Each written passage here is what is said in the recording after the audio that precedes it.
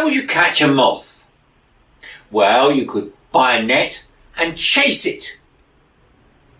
But that would take a great effort and you might damage the little creature. However, there is an easier way.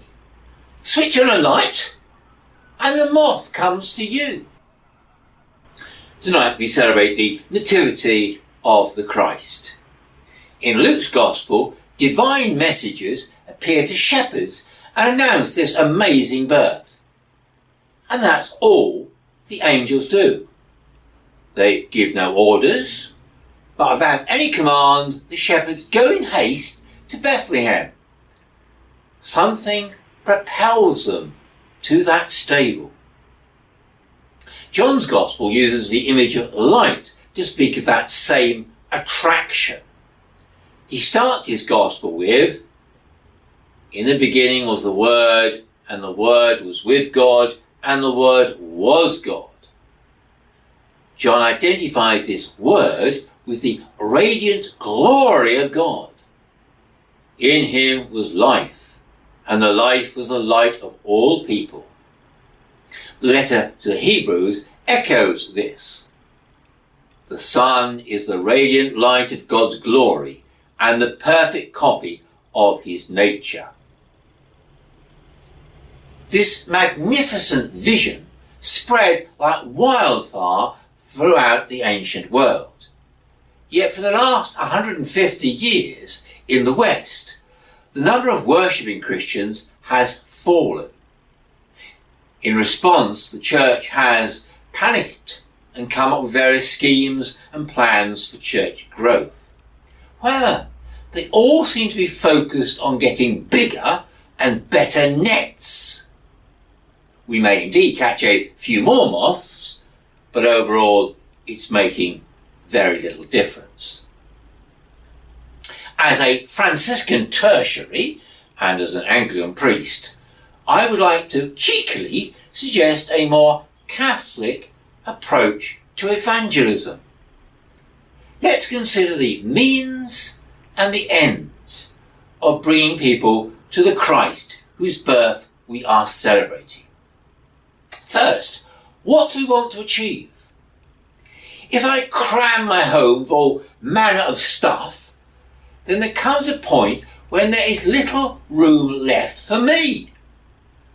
Letting Christ fill your life sounds good, but it can give the impression that the real me gets squeezed out. Unlike clutter, if I fill a room with light, then there's still ample space for me. In fact, rather than being squashed, light allows life to grow and flourish.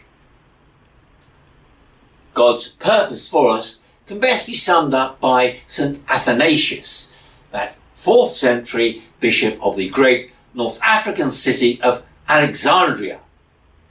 He writes on the Incarnation, God became human so that we may become divine. If that's God's purpose, what's the means? Let's travel along the Mediterranean coast to another North African city, Hippo. Its bishop, St. Augustine, writes,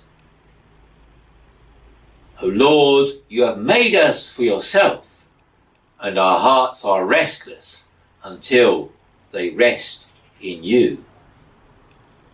There is already something deep inside each one of us that is drawn to the light of Christ. We are not called to force reluctant converts into the fold.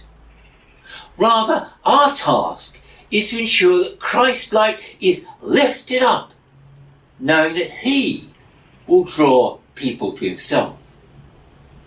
Catholic evangelism is using the light and not the net to bring others to the Lord. That doesn't mean being passive. Our actions can either obscure or disclose the light. Every time we are cruel we darken the light. Every time the church focuses on itself, we obscure the light. Every time we are ashamed of our beliefs, we cast a shadow before the light. But every time we show kindness, a barrier is taken away. Every time our worship is centred on the risen Lord, a shadow is removed. Whenever we are confident about our faith, we clear a path for the light. Tonight, we celebrate the birth of God's light in Bethlehem. Tonight, we can boldly proclaim, light never forces, but it draws us to the Lord. The same light fills us, but leaves plenty of space for us to grow. Amen.